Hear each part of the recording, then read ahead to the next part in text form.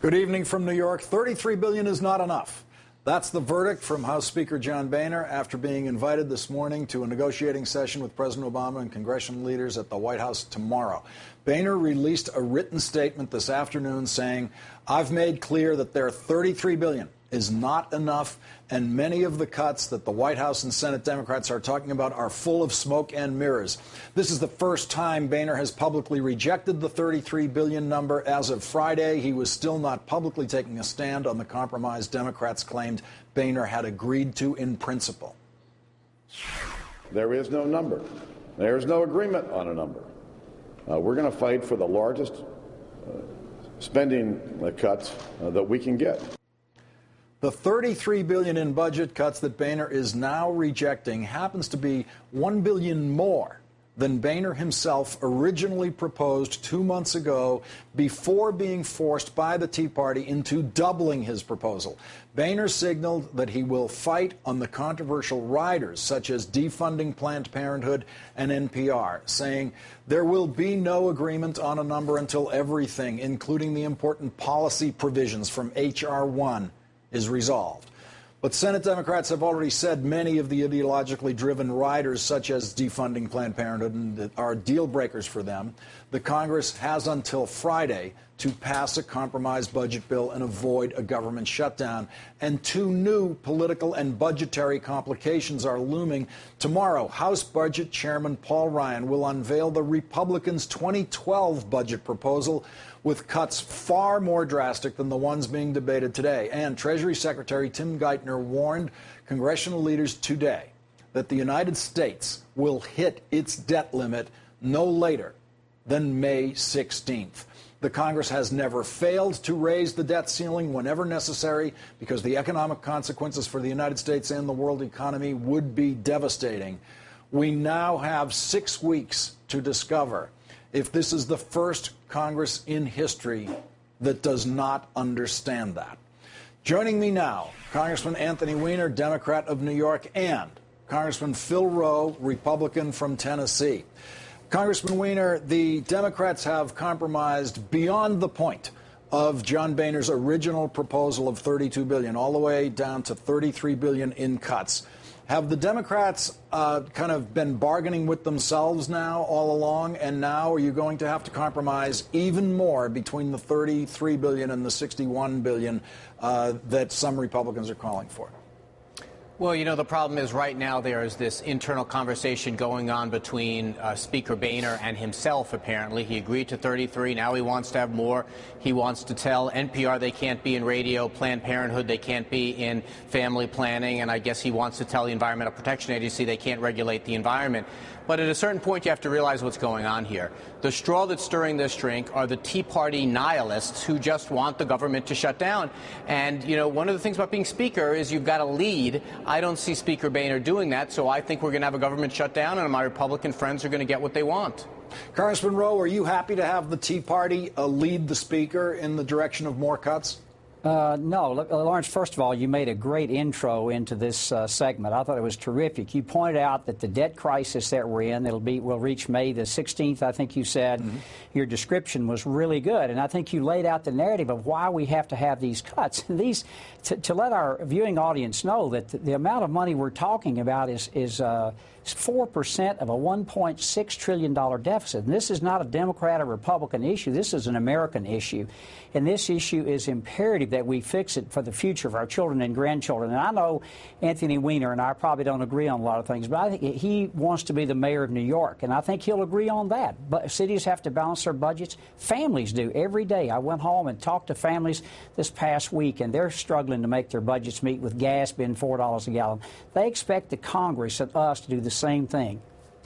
Congressman Rowe, as the debt ceiling approaches, are there any conditions under which you would vote against a debt ceiling increase?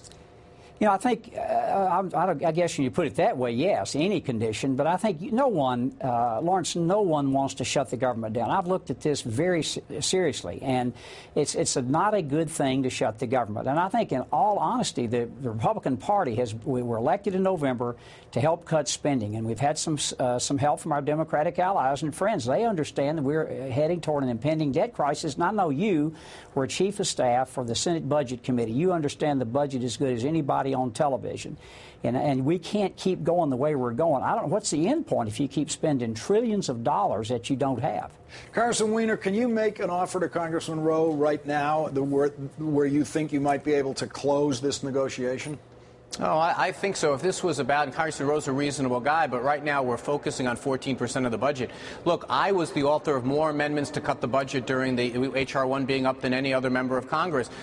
Democrats don't like waste. Democrats don't like programs that aren't working. But if you take defense off the table, if you take other spending off the table and you say, let's just focus on the 14%, look, I'm going to tell you right now, if we let H.R. 1 become law, we're going to cut air traffic controllers. We're going to cut cops. We're going to cut firefighters. And just like if you're running a city, you wouldn't choose to only cut those areas. If we have a real honest discussion about this deal is very doable. But the fact of the matter is, Speaker Boehner is being dragged around by the nose by the most extreme elements of his caucus that represent the most extreme elements in this country. As soon as he shows some real leadership and says, you know what, let's try to operate in the best interest of the American people, not an extreme ideology, you can get this deal done overnight. Congressman Rowe, where could you strike a deal with Anthony Weiner? Well, certainly, I think, first of all, let me say that cutting 4% of a $1.6 trillion deficit is not extreme. It's reasonable. As a matter of fact, a lot of people want us to go further than that. And it's not to argue about the value of a COPS program or NPR. It's just we don't have the money to spend. It's very simple. If you had plenty of money, that would be one thing. We do not. Yeah, I think we have to sit down and work this out, because if the government shuts down, soldiers don't get paid. A lot of other things happen, and certainly the Democrats had an entire year last year to do a budget. There was nothing we could do to stop it. We didn't have the votes to. Our budget didn't get done, and we really are arguing about last year's budget.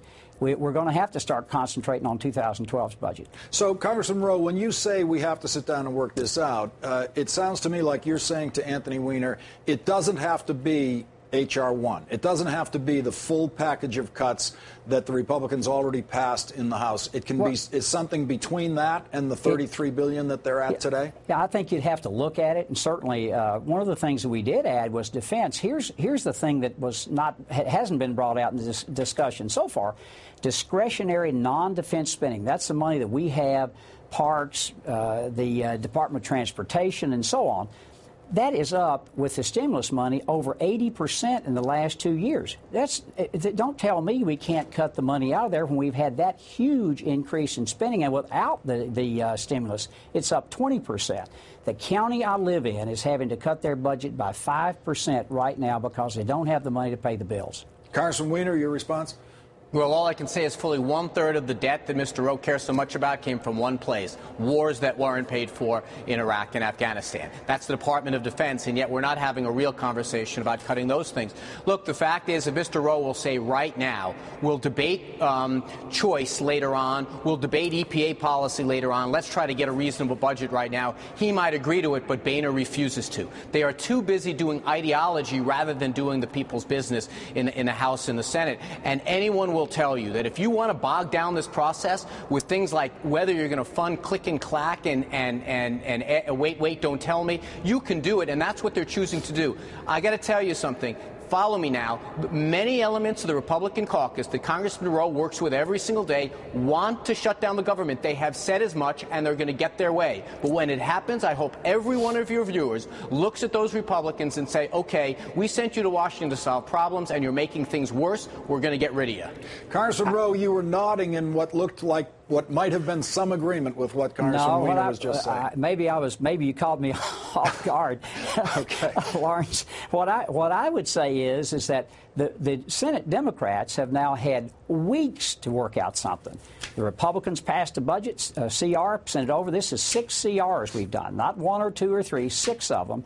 They've had weeks now to work this out, and why it's coming down to the last minute is beyond me, because there's no reason whatsoever. The American people don't like it. I'll explain it to you.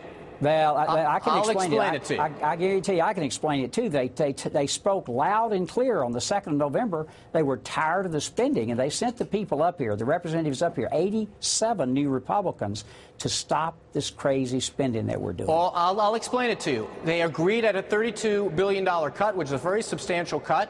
And Speaker Boehner went back to his caucus, and he was spanked heartily by the Tea Party nuts, and now that deal's off the table. How long are we going to wait and be held hostage by this small group of your colleagues, Congressman Rowe? When are reasonable voices like yours going to finally take hold? I would say that the Tea Party folks are very reasonable. The ones I've talked to out there, if you go meet them and talk to them, as I have, are just my neighbors. They live down the street. I've been all over the country, as you have, and you talk to these folks, they understand they can't run their families like we're running the government. They can't spend more I have than a they deal take then. in. Maybe some of your reasonable neighbors should get in the place of John Boehner, because he isn't doing the job leading right now. You can't negotiate with someone who agrees on a number and then walks out of the room, goes into your caucus, and then comes back with his tail between his legs. We need real leadership here, and it's going to be tough. And you know, I mean, I got to tell you something. If Nancy Pelosi were in charge of these negotiations, the deal would have been done a long time ago. I disagree with that. I think the deal is being done. I think Leader Boehner is doing a great job. As a matter of fact, he is expressing the will of the American people. They voted in November. They gave us our marching orders, and that's what we're up here doing. I couldn't disagree with you more, is that he is absolutely listening to the people. We have a voice in our caucus. It's not an iron hand. We get to speak, and the Speaker is doing a great job. Congressman Rowe, you are a sponsor of the Balanced Budget Amendment Act. This would be a constitutional amendment. Yes. It was described by former Reagan policy advisor Bruce Bartlett this way. He says, quote, "In short, this is quite possibly the stupidest constitutional amendment I think I have ever seen. It looks like it was drafted by a couple of interns on the back of a napkin. Every senator co-sponsoring this POS should be ashamed of themselves." He's saying that you should be ashamed of yourself for sponsoring such a simple-minded constitutional amendment, Congressman. Well, and he worked for Ronald Reagan. Well, that's great that he did. I'm glad he worked for Ronald Reagan. But let me tell you what I'm not ashamed of.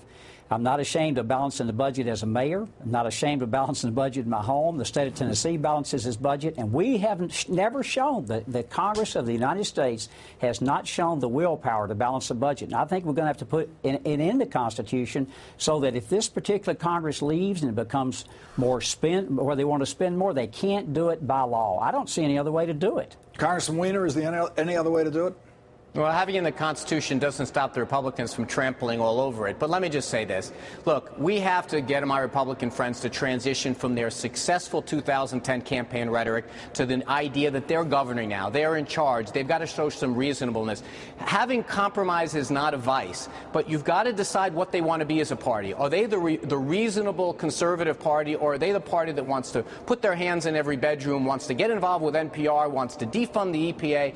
That party will never get anything done in this town. And you watch, they're going to shut down the government, and a good number of them are going to be cheering all the time doing it. That's not what the American people want, and it would be devastating for our economy. That's all the time we have for our budget debate tonight. Congressman Phil Rowe, Republican of Tennessee, and Congressman Anthony Weiner, Democrat of New York. Thank you both for joining me and having this civil discussion tonight. Thank you. Thank you, gentlemen. Thank you.